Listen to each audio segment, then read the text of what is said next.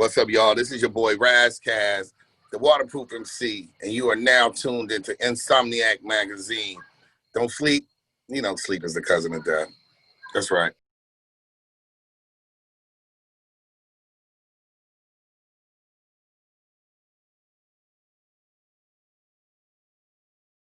So Ras No worries. Kass, how you doing, man? So good to have you on. Happy to be here. Thank you. Don't sleep on real hip hop. Insomniac. You know what it Nice, is. nice. So I had the pleasure of checking out your newest album, INCS. I'm gonna let people or have you tell people what that stands for. Maybe we could talk a little bit about the concept. I'm not clearing shit. So essentially, hip hop was started. What do they say? Necessity is the mother of all invention. And literally, when they took the instruments out of the inner city, is kind of, the creation of hip hop. There's no instruments. Luckily, Kool Herc's sister, your Bronx, you represent the Bronx, so it gave us a culture because we didn't have instruments, and luckily, he thought about playing two breaks, and apparently it was Herc's sister that bought him the mixer and turntable. So it's always a great lady, the foundation. So Kool Herc's sister bought him the turntables. He figures out, oh, if I play this break back to back, is the invention of the loop. And the loop is the foundation for every, essentially every hit record in rap. We sampled other stuff and put our rhymes over it, our drums over it, our bass lines. We took rock and roll, we took house records, we took jazz records, we took classical records, took funk records, and combined different shit and spit over it, and there was no clearing. You wouldn't have got You Guys to Chill from EPMD or NWA, Fuck the Police, all these different records. Anything. Eric B for president, like nothing. You get nothing. So I just felt like rappers got so corporate that everybody and they transition people sonically to want strictly one sound, this trap music, essentially because it's sample free. But you lose a lot of the creativity when everything it's not organic. There's no flute. There's no hi-hat. There's inside the bass line. Like you just have somebody this real generic commercialized sound. They all look like the same cheeseburger from McDonald's. Tomato, one a little, it's assembly line shit. And so I want to just go back to the culture.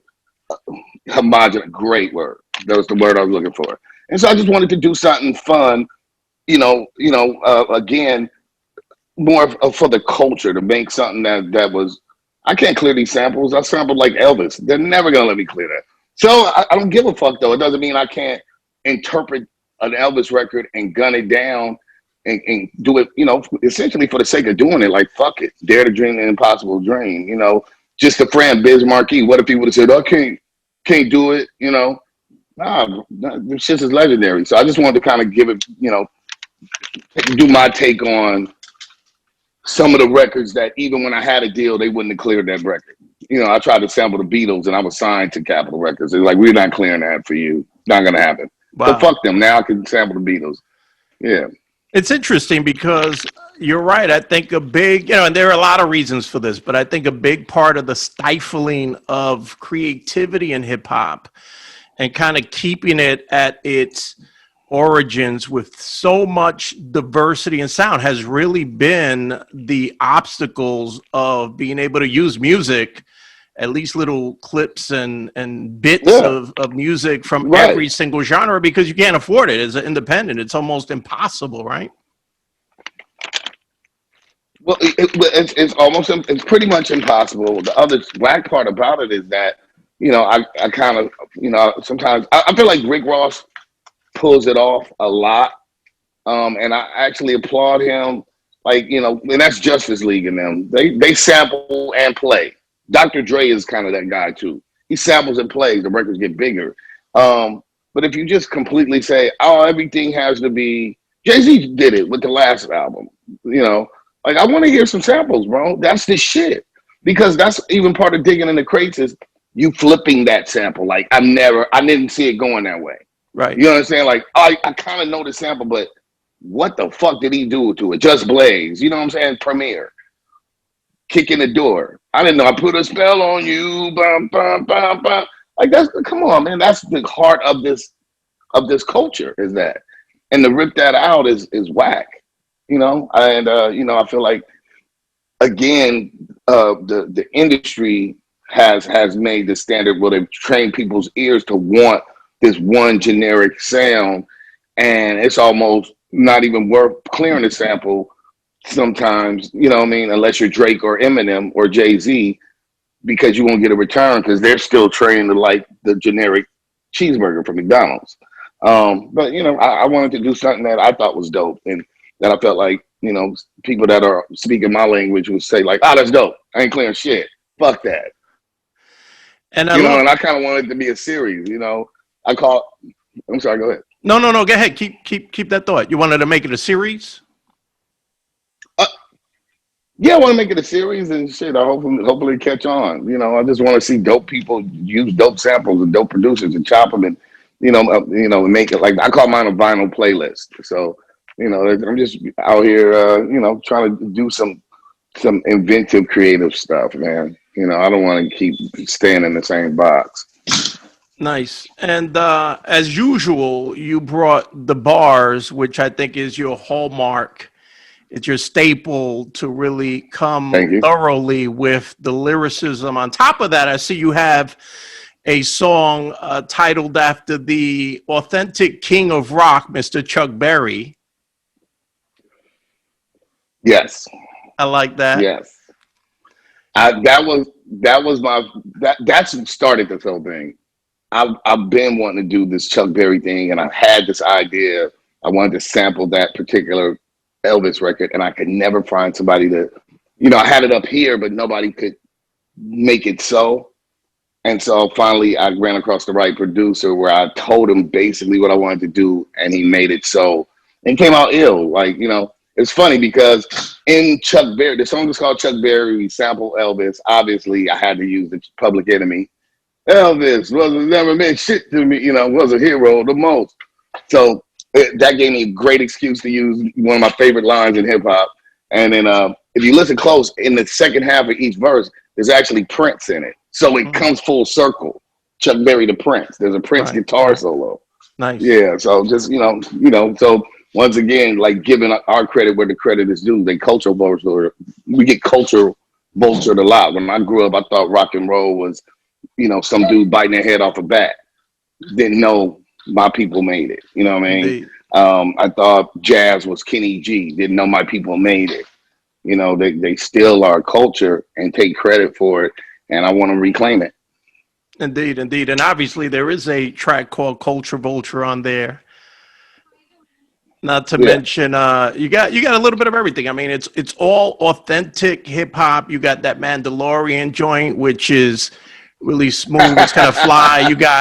You got two other hip hop icons, Ice T and my man Cool Keith on Level Up, which is a yes, fly track. yes. Fax is Thank you. hardcore, and I love hearing With my Master man Ace. terminology, Yep, no question, no question. Master Ace on that. Culture Vulture. Homegirl Brevi, who does a lot of she's a hook meister, so she does a lot of like Cypress Hill and Exhibit. She did the hook on With God with it's Locksmith, Exhibit and Me. She did that hook. She's just a little chick with a big voice, so and she rhymes too. So that the one with Shirley Temple, I figured I'd get a little Shirley Temple, Right, right. but a monster. And she killed it. Brev killed that record. Nice. I like that a lot, man. I like the cover too. I mean, the cover does bring it back. The aesthetics brings it back to its origins. You Right. got all the vinyl set up. You got your records in there. You have all the samplers and the turntables, and it feels like anyone that has dug in the crates and is a producer. It looks like their bedroom. Right. Well, it actually is. It's House Shoes from Detroit. DJ House Shoes bedroom. So it's his room. There you Yeah. go. There you go. Which was cool. So I always got to give my credit. You get the credit where it's due. I was like, yo, I need this. he had posted it. I was like, take another one. Just give me a high resolution photo of the bedroom. And yeah, man, it came out dope. You know, staged a couple of things or whatever. But yeah, man, shouts out the shoes because that's what I wanted. I wanted that. That is the aesthetic. I wanted people to feel. If you look at it, actually, there's already wear of the vinyl Right. in the artwork, so it looks like it's been sitting in a crate with a whole bunch of other vinyls. So the record is almost wearing through the cardboard. Nice. That's what we wanted. Some digging in the crates. Some Indeed. retro, not necessarily nostalgia, but just back to the essence. Right. Right. Make it feel crispy. It will make it feel grimy a Gritty. little bit. Yeah, that's right. That's right. You got the Gritty. audible Hmm. static, and you got the visual static going. Yes. Yes, sir. Indeed. If you don't mind, man, I'd love to go back a little bit to your start in the industry because, you Hmm. mentioned giving credit, and I think it was kind of interesting. I mean, you weren't alone. You were one of these artists that came from the West Coast that had a non-West Coast sound. I will put you in the same, not lyrically, but in the same world as like the Alcoholics and the King Tees and the Hyros and all those groups that kind of broke the mold from the West Coast, right? So if you don't mind, bring me back to your beginning. What specifically was it that had you come in the game with that flair versus the more traditional West Coast vibe that was obviously the Well, well, thing at the I, time? well, I would say this. That okay. So you're from the mecca of hip hop. The Bronx, specifically New York in general. Big Daddy Kane didn't sound like Rakim. Rakim didn't sound like Biz Markie. Biz Markie didn't sound like uh, uh, Leaders of the New School. Leaders of the New School didn't sound like Tribe Called Quest, and on and on and on and on. Exactly. So what people seem to forget is that we are not one monolithic state True. or coast. We always existed. There was always us. It's just that the music industry decided to paint this one picture and they marketed y'all and sold you guys on that we all had a Jerry curl and we crip walk and a 6'4" bounce and then we drink the 40 ounce and we do our drive by and then we sea walk back to the 6'4". It wasn't that. And so what happened was is hard because I was high successful and that is part of our lifestyle. That is part of our culture, but it's not the only part of our culture. You got to remember, we got surfer culture, skater culture, weed, gang, and on and on. All those things coexist in the same environment. And what our record companies did was market and sold everybody on one facet of who we are, True. and that was unfortunate for them. So they just tried to make us look like we were all that, and it became harder and harder to get acknowledgement when you weren't that because that was proven to be successful already. True. So I would always say from the onset, I'm not unique. I'm unique in my interpretation of hip hop.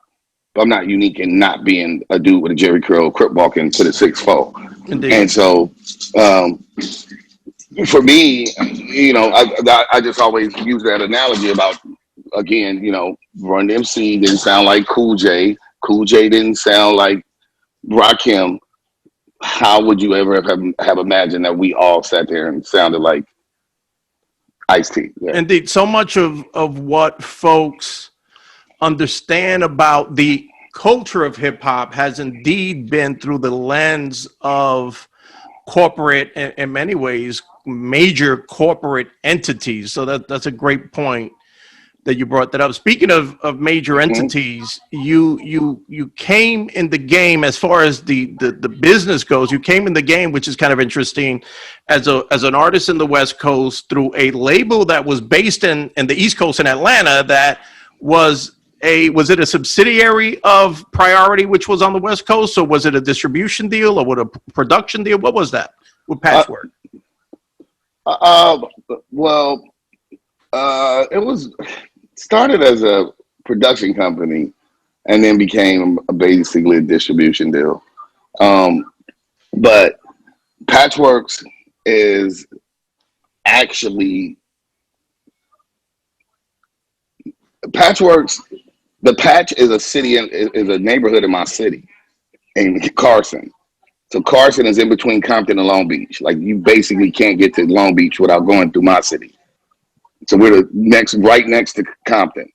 And the owner, the creation of Patchworks was really me and my older friend.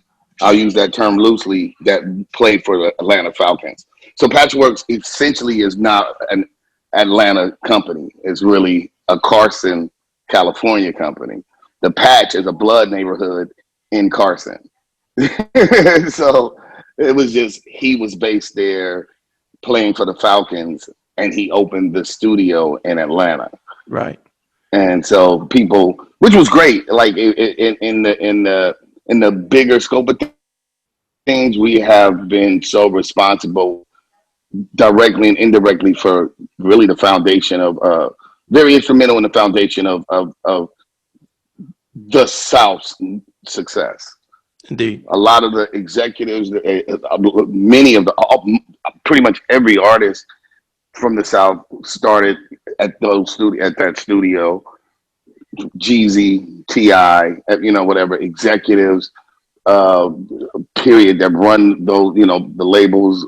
They started interning at Patchwork, so things happen for a reason. But the Patch is literally a blood neighborhood in Carson. Wow. And Soul on Ice was the first album through Patchwork Priority, right? Mm-hmm.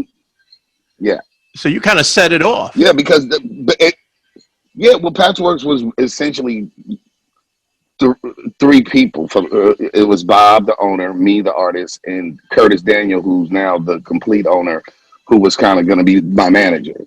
So it was the Patchwork. It literally was three dudes that lived in a patch doing work together. It's like super basic.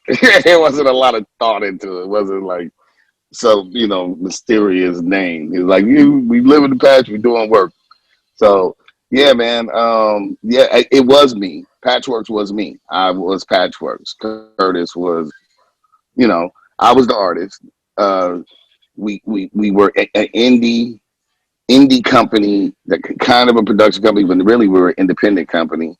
And then we put out some a vinyl, and we got some traction and got some awareness, and then we got some opportunities, and then we ended up taking a deal. We had options. The blessing was, Rick Rubin. It was Deaf American that became American Records. So Rick Rubin would come pick me up. I had a crazy experience. Chris Lighting, rest in peace, would flew me out to Def Jam. I had options, and I ended up picking Priority Records. The rest is what happened. Right. For better or for worse. Right. And Priority was killing it at the time. I mean, they really were a monster label, especially in hip hop. Yeah, they Priority. When I signed and Soul and Ice came out, you got to keep in mind Jay-Z was there. Reasonable Doubt is a Priority Records album. We had a squad, Boot Camp Click. We had incredible, we had dope artists. We had what you call them? We had Pharaoh Monch in them. We had Organized Confusion. We had like our squad was crazy, bro. I will say this. I hate to be negative, Nancy, but they failed a lot of us. They failed Boot Camp. They failed Ras Kass. They failed Jay-Z. So why Jay-Z left. He was able to get out of the system. And I don't mean it, like I said, I don't mean to be negative, Nancy, but we had the only other people, Loud. Like Loud was successfully getting the illest cats and popping it off. Wu-Tang, the Licks, Mobb Deep, Wu-Tang, crushing them. But we had Pun. We had Squad. We had Jay and Raz and, Boot Camp. And we more Organized Confusion. Like we had the ill cats too. And they just didn't know how to market us. They only knew how to market gang rap. And so they did a poor job with a lot of us. And some of us were able to get out before the Titanic sank. Right. For me, it was harder to get off the Titanic. Right. Now back to that first album. I mean, in many ways, it was groundbreaking because of the sound. In some ways, it was prophetic. If you think about the fact, though, you know better than anybody else, the fact that you had a record on there that, in many ways, talk about the test of time. Here we are, a quarter century later, and we're going through all of these crazy things that many of us thought we had gotten over in society, and you kind of broke out the history of racism on a record 25 years ago in hip hop. You had you had political rap, obviously, out there, Public Enemy, obviously, Trailblazers, but there wasn't a lot. And I would say that, that was a groundbreaking track and obviously a classic Thank album. you. Let's talk a little bit about the circumstances around Van Gogh, if I'm not mistaken, your third Yeah. album not being released Yes. because there was a merger between Priority and Capitol. Correct. And if you don't mind, talk a little bit Correct. about the circumstances that led to this album not coming out.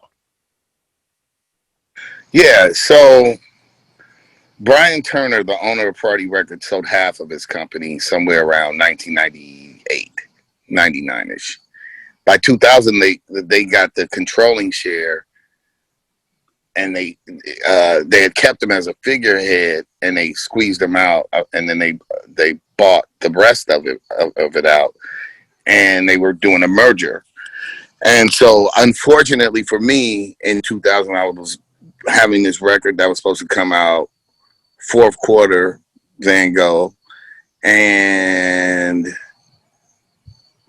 when mergers happen, these big corporate mergers, radio, there's so many departments in it, in any company. So there's the legal, and there's promotions, and there's radio. What happens is nobody was doing their job. Everybody was busy typing out resumes. So resumes going out because they don't know if they're going to be fired or not. I didn't know that. I was just going business as usual. And what happened was that they brought in a new vice president, and we had shot a great video. The song was called Back It Up. Rick Rock, the producer who had done Fabulous, Jay-Z, Changed the Game. He's on a roll. We got a hot producer with a hot record. We shot an amazing video, and it's not really activating. I'm like, hey, what's going on with this is pretty logically, and it's a dope record from the A-list producer in the time. And about a week before the album came out, the vice president called a meeting. I went in with my lawyer, and she just kept it, fairly honest. And she said, nobody's been doing their job here, and a lot of these people are going to be fired. So we've just fired this staff and da da da da da. So they weren't doing their job for the past 2 or 3 months, and unfortunately, it's going to reflect on what happens to your album next week. So she showed, I wish I would have grabbed some CDs and vinyls. Would have done me just for me to have it, but manufactured. There's somewhere in Capitol somewhere with, one day, hopefully I can go in there and go look for it, because I'd love to grab some of those just to have one aesthetically. But she said, so there's a couple of things we can do here. We can put this record out, and it's not going to perform because we didn't do our job, not because of anything you did. The people didn't do their job. They were worried about getting fired, and some of them are getting fired. And so we can put it out and it won't perform, or we can kind of just shelve it. We'll use whatever you want from that record, and we'll build this new album once the merger happens.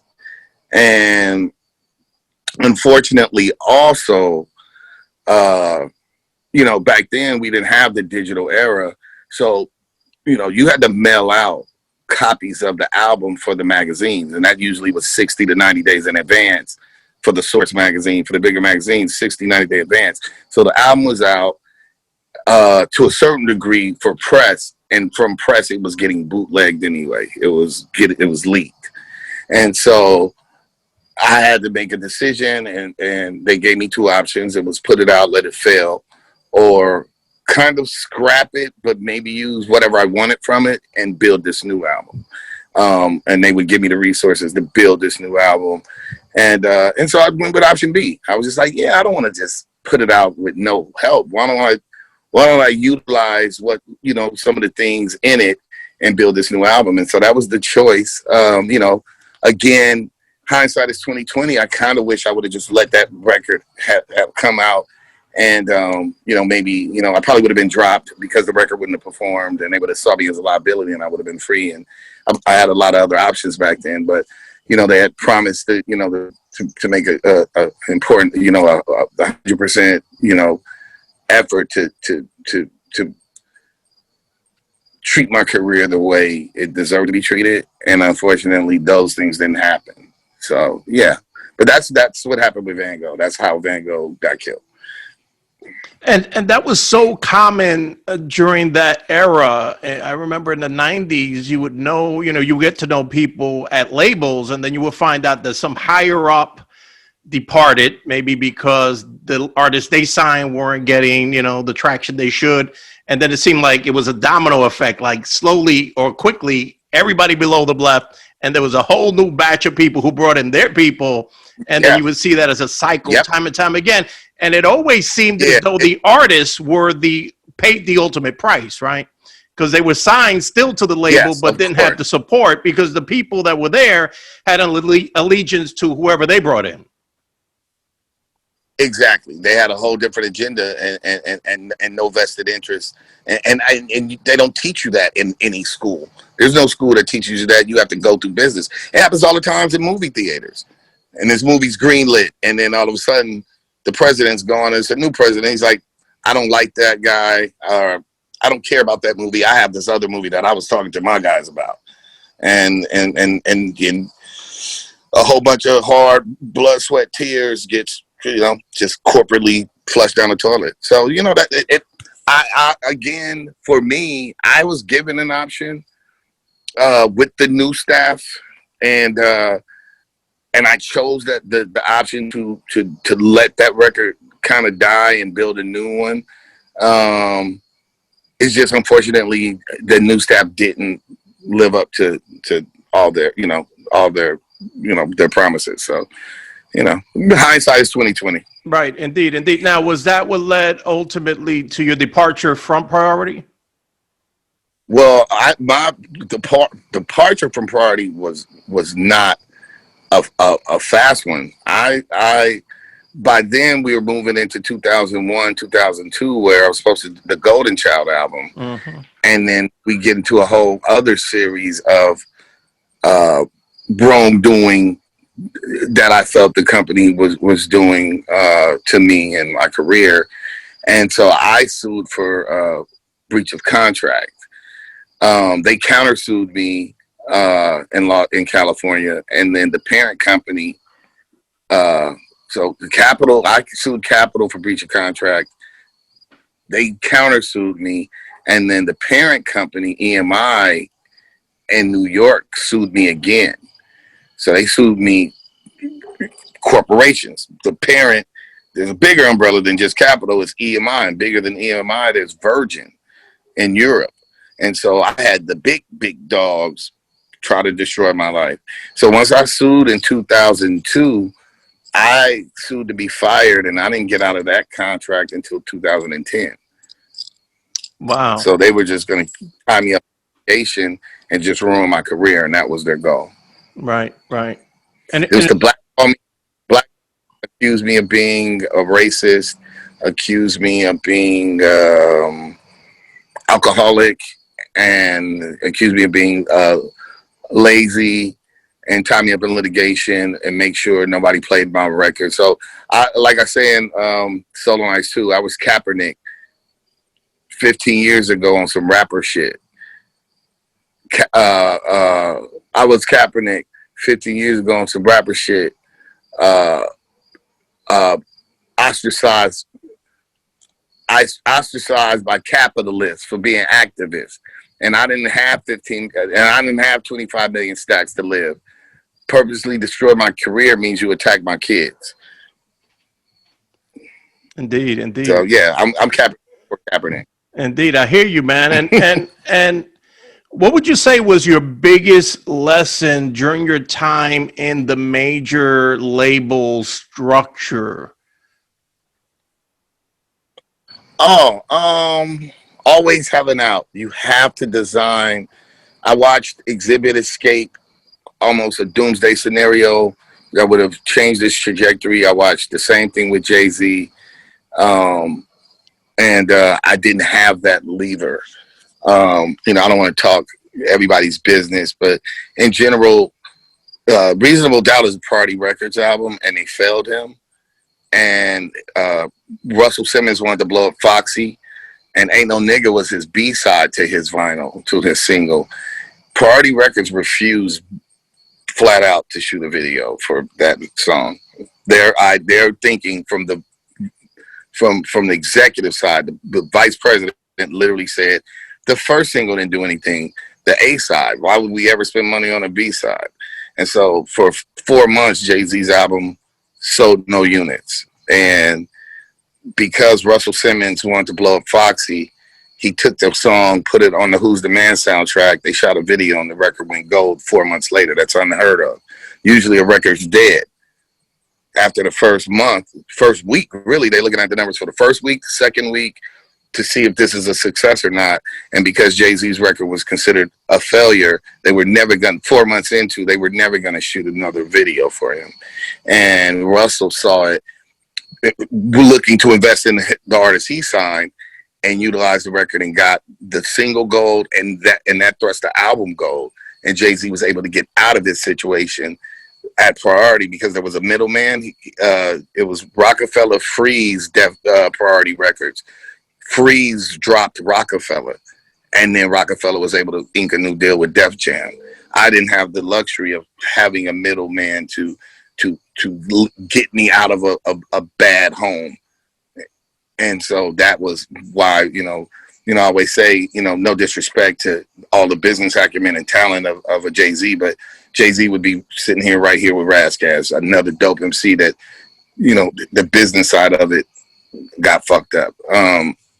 And so, yeah, man, I always impart that to any artist, period. If they haven't learned that, you have to design a contract that's in your best interest, that protects your ability to leave. Because just leaving, they drug it out for almost 10 years. Wow. I mean, that's right. Certainly good advice for new artists getting in the game. Now, that being said, you have been very consistent as an independent and have done some really innovative and creative things, I would say, on the tech side. I want to talk about that for a little bit. The Quarterly, for that record, you dropped a single a week and you sold it directly from your website. Right. If you don't mind, tell me a little bit about what inspired that. Was there someone specific that you saw do something like that, or was there something else? And what were the results of that? How did you feel good about the results of that? Yeah, I'll watch people selling books or indie band or just other businesses and their innovative business models. I can't remember exactly what spurred that idea. But I'm always interested in trying. There's no one way to fly. There's no one way to swim. Look at all the different, octopus swims fast as shit. Swims totally different than a shark. That swims, different. Bees fly, birds fly, airplanes fly, helicopter.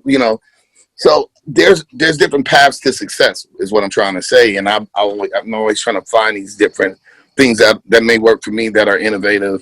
I was one of the first people to try as a hip hop artist to try not GoFundMe. It was the one before GoFundMe. Kickstarter. Yeah. And we with Adidas, they use us as kind of like, yeah, exactly. So we're always trying these interesting models. Because I wasn't taught business. A lot of urban kids aren't taught business. So I took a lot of L's because I didn't know business. And now I'm having, I enjoy the business side of it and trying to figure out some things. And, it's trial and error. But it gives me the ability to, when other people ask me questions, I can have an informed answer for them now. Like, hey, man, well, this is what I tried. I would suggest you do this. This is what, this is kind of what I think maybe we did wrong on our attempt or whatever. And so, I will always try a different model just to see how it works. I'm just interested in the models just for the sake of scientific experiment. Indeed, and for that record that you used Kickstarter for, and that was at the very beginning of Kickstarter. If I'm not mistaken, they weren't even around for a year when you utilized them, and you really had a comprehensive marketing strategy with that, which I found really inspiring as someone that's very fond of marketing. That included not only having the Kickstarter campaign itself, but you did something really clever with what was it, the save, was it the save an artist? No, the save Ras Kass. Save the Ras Kass campaign. It saved the Ras Kass. Right. So, and you had a, if I'm not mistaken, you were doing almost like infomercials where you would play like save the endangered animals, save, the tiger, the cheetah, the elephant, and then save, this, lyrical elite MC or something of that nature. Right. So, yeah, I'm a bit of a nerd. I have a very stupid sense of humor. So for me, that it was just, my friends are like, what are you doing, man? Like, that's not a good look. I'm like, no, to me, it totally entertains me because I'm more like, it was a mix of the endangered animal thing, but then it was also, the Christian fun, and there's like meet little Timmy, and Timmy's got a fly on his face. So it was that part too. For the cost of buying coffee, you can feed this kid for, whatever. So it was the mix. That's why it wasn't Save Ras Kass. It was the Ras Kass. Like, it's all kind of different. The Ras Kass is there. Like, I happened to be one of, that was part of the play of it. And I thought it was entertaining. I thought it was funny, and the fans thought it was funny. And, I just think, I think it clues people into my personality. Sometimes people think I'm this like angry, always mad, militant black guy, and I'm like, man, I got a dumb sense of humor, and I really enjoyed doing that campaign because it kind of showcases, people that really know me. So then your next album, which by the way, it was about a 10-year span between Soul on Ice 1, Soul on Ice 2. That record, I thought it was pretty creative that you had I don't know if you want to call it a version on, I guess it was a book version. You had the audio version, obviously on formats, but you also had the book version. What was the inspiration to have a version where you delivered not only visuals, but also the lyrics on book format? That was, all credit due to Curtis Daniel, the owner of Patchworks Studios, who's one of my oldest friends and actually my first fan ever as a kid. So Kurt, he had come up with this idea to sit and dissect, like spit 16 bars from a song and explain the thought process. He always felt like I go over people's heads. He's like, by the time you catch one bar, you already 4 bars, 6 bars down to something else. You should sit and read a rhyme and then explain each line for line. So we created line for line. And we had done that. We did that for like 2 years consistently. Shouts out to Patchwork Studios and Fantasy Images, for helping me do that in Atlanta. And you're welcome to all the people that stole our idea and renamed it something else. But we originated that. It would be nice if you guys would have credited us for that. And hip hop is called, giving some credit where the credit is due. But, people kind of bite and don't get a credit. That's kind of whack. But anyway, we originated that. He, the next evolution of that was when I was working on Soul on Ice 2 was to do the line for lines. But actually just, make the book, the coffee table book, something that you could look at. The art was inspired by the lyrics. So, amazing artists from Atlanta, listened to the music and then drew what he felt around it. And, I just want, it became, sometimes an album comes and goes, but for my journey to celebrate it, my love for being in this culture, it gave me so much. This thing we call hip hop. I wanted to just have something tangible, that wasn't just a CD. So, to read it, look at the art, kind of, to get the aesthetics, aesthetically show you my zone and my process. So what we wanted to show you was what I really wrote, like how I write. And if, and you see me scratched out, and some of the stuff didn't make it to the song, and some of the, so we have literally the pages from my notebook, and then we transcribe it where it's legible. And then there's art, inspired by that. And I want to make meaningful things. My younger sister just saw it for the first time. She was like, that is amazing art. And I felt, that means a lot to me. I want to make art. And because because this is such a corporate system, I may not ever get my Grammy thank you or none of that. Hip hop is so corporate at this point.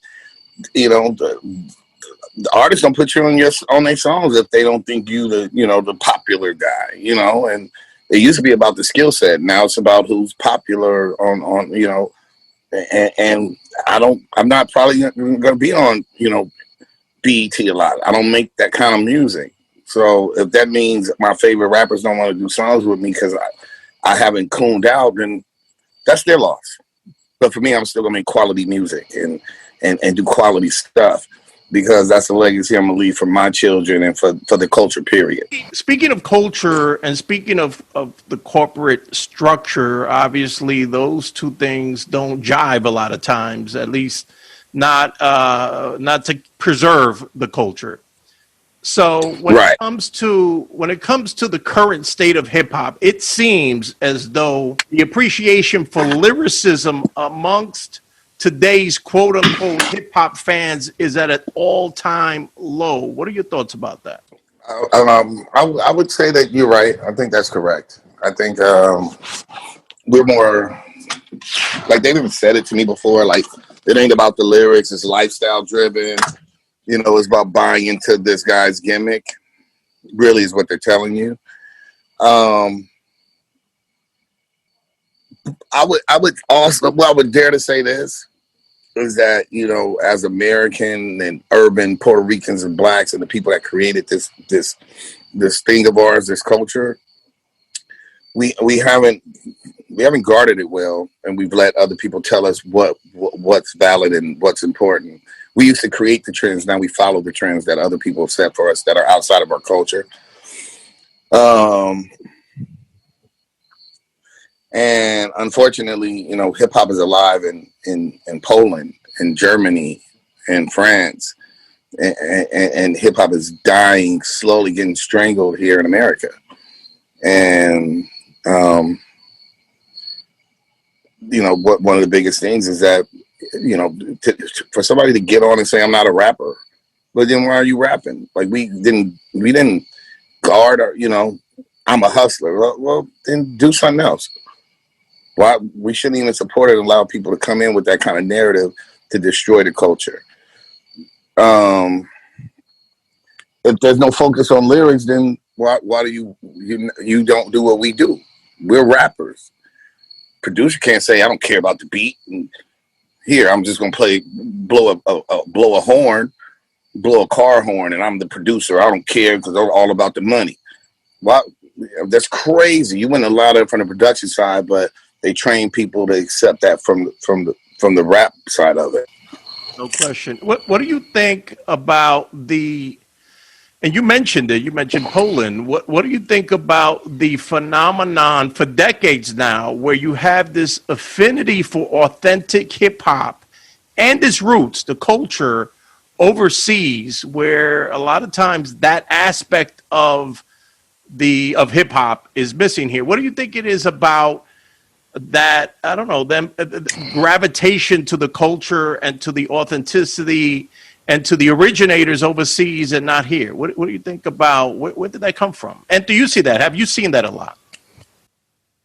Yeah, I've seen it. This is not unique. I mean, we made rock and roll. By the time I was born or aware, I thought rock and roll was some devil worshiper biting the head off of a bat. We don't safeguard our creations. They take it. Americans, black people make, urban people make this stuff, and then we allow it to get so commercialized that they drain the culture out of it. Yoga's a white person's thing now, not India. You understand what I'm saying? They take it, steal it, strip it, and we allow it to happen. And so they've always stolen our music. We created country western. We created jazz music. You know what happened to the real jazz artists? They moved to Japan. They moved to France. And by the time I was aware, Kenny G was jazz. If you look at La La Land, they created jazz, according to them. And we lost hip hop the same way. And we drank the Kool-Aid. Skills don't matter. Yeah, I'm hot.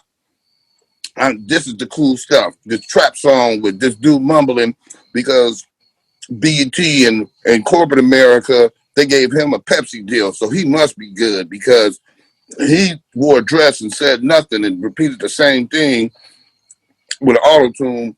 He good. Right. We didn't safeguard the culture.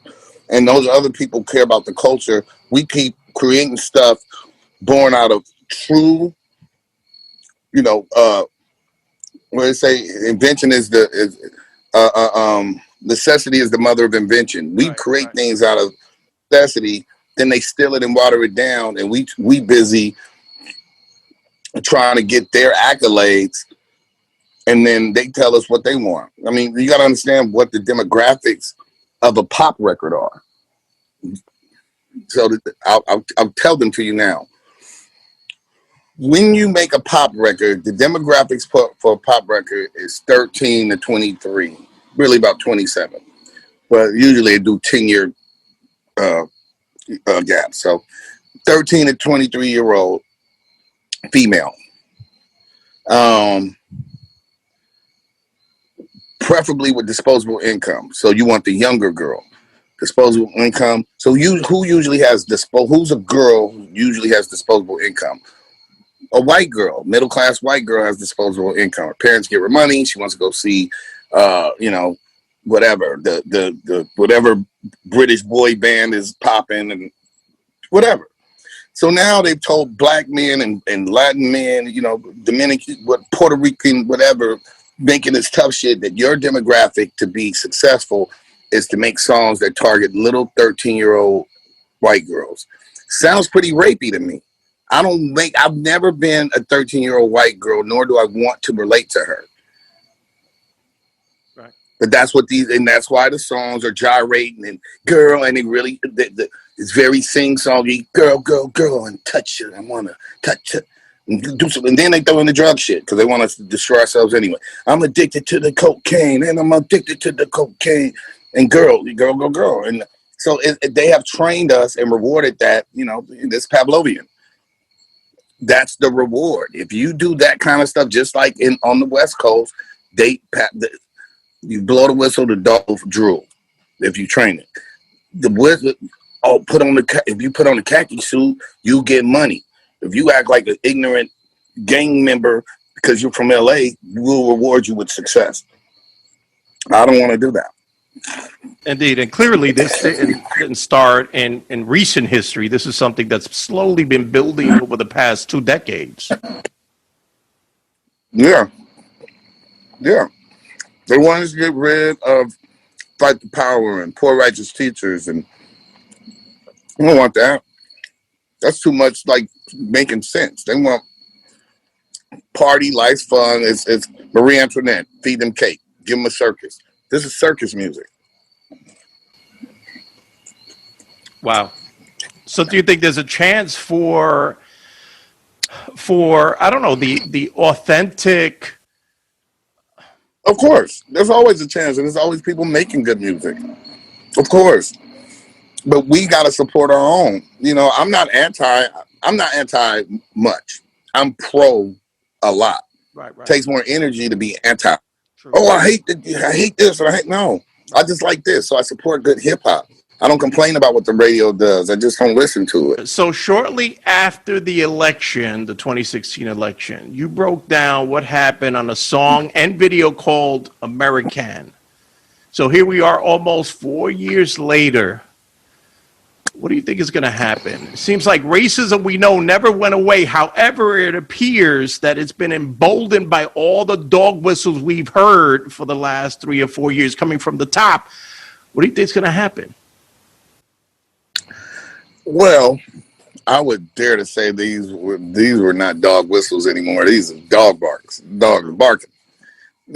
So they're emboldened by dog barking and dog biting. You got the police shooting everybody and not giving a fuck. I don't know. We're very interesting turning point in our American history. Nature of the threat, and I wrote that in 25 years ago. Yeah, yeah. But Dr. Kress, Francis Cress Welsing and other great black scholars have been saying the same things over and over. W.E.B. Du Bois said that this was systematic and that society knew what it was doing to black people. So these are not unique, novel thoughts. Nothing that I've said is just that most of our people prefer to be in a codependent relationship with their rapist. And so then you can't expect your rapist to admit that he rapes you. He abuses us. America has abused, raped, murdered, stolen from us. And so at this crossroads that we're at, we will see if America doubles down on what it's been on for the past 400 years, throwing towels at Puerto Rico, making the governor lie about how many people died, because they don't matter, because you're a fucking not white person. He doesn't care about you. Fuck your people. That's what he was trying to tell you.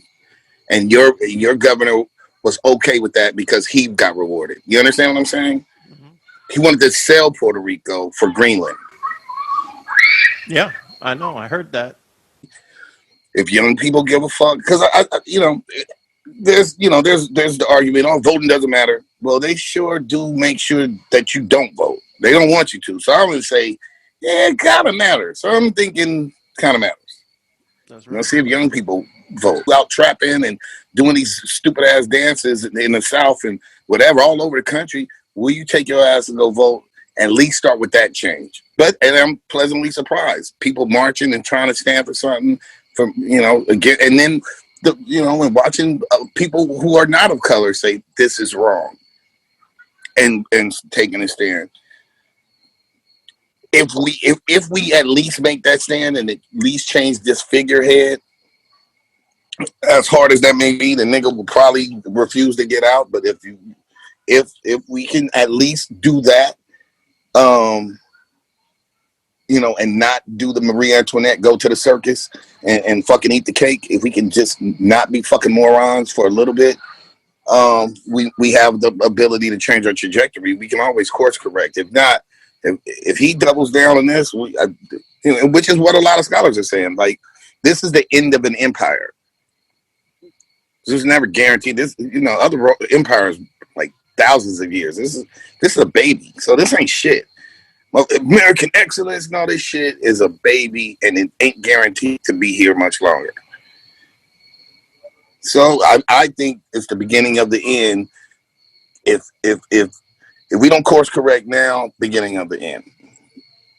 We still have a chance to rectify some of the ideas, and like I said, there's some things that I've seen that are encouraging. Watching people go out and march. Never had white people acknowledge nationally politicians and leaders to say systematic racism. I was always isolated. You understand? Oh no, that just, you know, it just happened at one time. No, nigga, it's the education system. It's the economics. It's the this. You know, now that we never seen that ownership in 400 years, they never owned that. So that's promising to me to watch them admit this is everything. We fucked you up in education. We fucked you up with what you eat. We fucked you up with the trauma when you were born, with your entertainment. We made sure you look like a fucking buffoon on purpose. You understand what I'm saying? Of course. We made ourselves the hero, and you were always the fucking stupid side story, comic relief, buffoon, threatening the thug Puerto Rican. Hey, what you got, muchacho? You know, that shit. We finally getting them to just to admit that is a lot to me. Now, where do we go from here? Do we start fixing it? Because we had to diagnose the disease first. Now that we diagnosed it,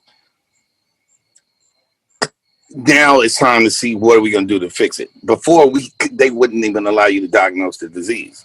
You keep trying to say systematic rape. No, what do you mean? No, it's never, not that. It's not. It's just isolated. It's just this guy. You know, those people do. No, bro. So we'll see what happens. I'm totally interested in the, you know, I say it in the song, American Horror Story. I feel like I'm watching the final season of America. It's maybe like the final season, bro. Regardless of your age, young or old, be sure to go out there and vote. Don't sleep on that. Don't sleep on that right, that privilege that people died for. Correct. Yes, sir. No question, no question. So I wanna thank you for your time, man. I want to encourage everybody to go out there and check out the new album INCS, the vinyl playlist. And as usual, it has supreme lyricism, plenty of quotables. It's a socially relevant, iconic guest, and it's chock full of quality hip hop. So definitely go out there and pick that thing up. Thank you so much, Ras Kass, for not only for doing the interview, man. Thank you for all of the quality that you've imparted throughout the years on this culture and this art form. I appreciate you. Thank you, Insomniac Magazine, for supporting me from back in the day and to now. And Florida, stop, you know, don't give meth to your alligators, you know. Go vote. No, but much love. Yeah, thank you for having me, and we'll do it again, man. I'm not clearing shit. There's a pre-order. I'll send that link, and you know, definitely please support it, man. It's good music.